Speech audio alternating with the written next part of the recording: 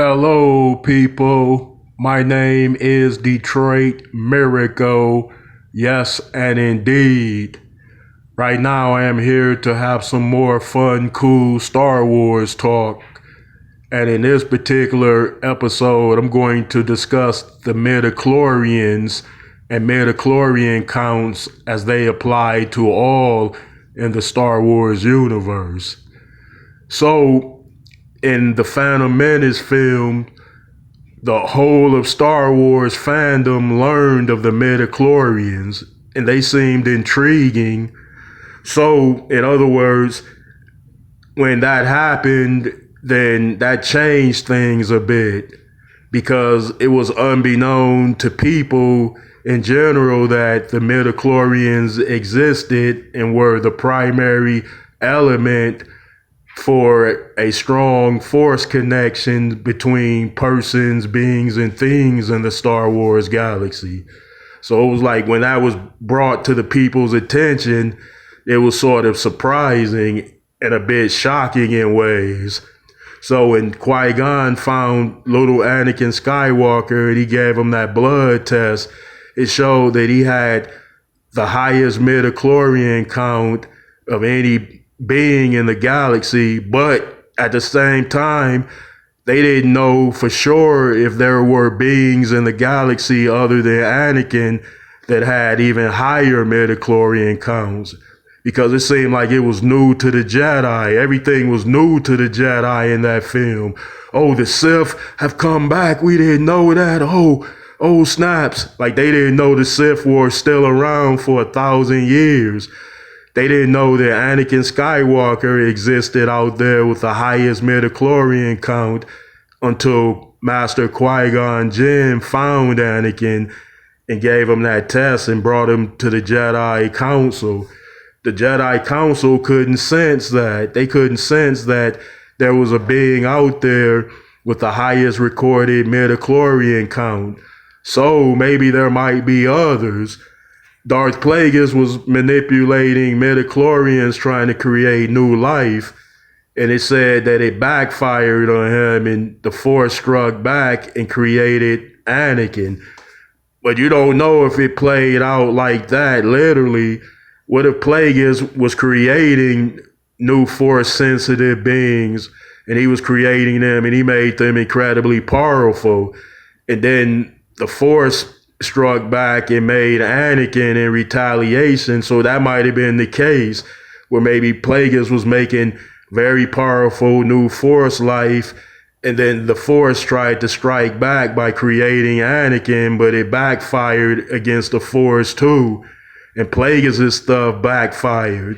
So that shows that it could happen to the Jedi and the Sith, or just say the Force making a decision much like the dark side could possibly backfire on them.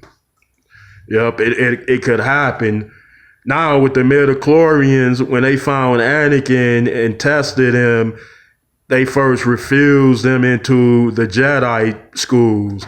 They said he's too old, even though they knew that he had the highest recorded count in the galaxy, period. So why weren't the Jedi more curious about where he came from or who was his parents? It seems like he came into the whole scene with the highest midichlorian counts, and the Jedi's took no interest in that at all. Isn't that astounding that a little boy has more midichlorians than Master Yoda and any one of them in the Jedi Council? But it seemed like they dismissed him quick and got him out of there.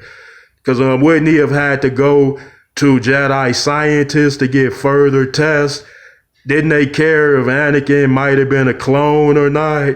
Or didn't they care if some scientists out there created him and knew midichlorian manipulation and knew how to induce it? The Jedi cared nothing about that. And the Sith didn't appear to care either because they didn't take any measures to find out as well. It was like both Jedi and Sith said, oh, since Anakin is here, it doesn't matter where he came from. It doesn't matter who made him as long as he's here. But if they would have learned the secrets into Anakin, Anakin is the true mystery in the Star Wars universe as far as his origins and pre-origins. He had to come from somewhere.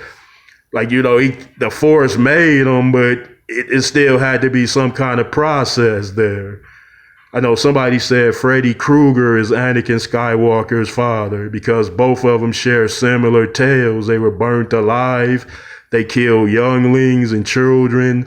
It parallel on like a similar tale in ways, but that's a rumor, right? Maybe it's real. Yeah, folks.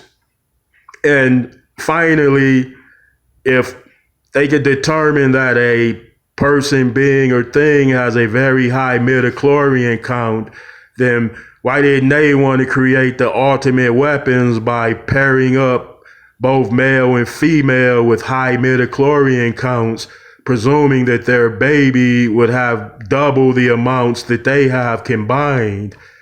How come people don't think to do that with midichlorians?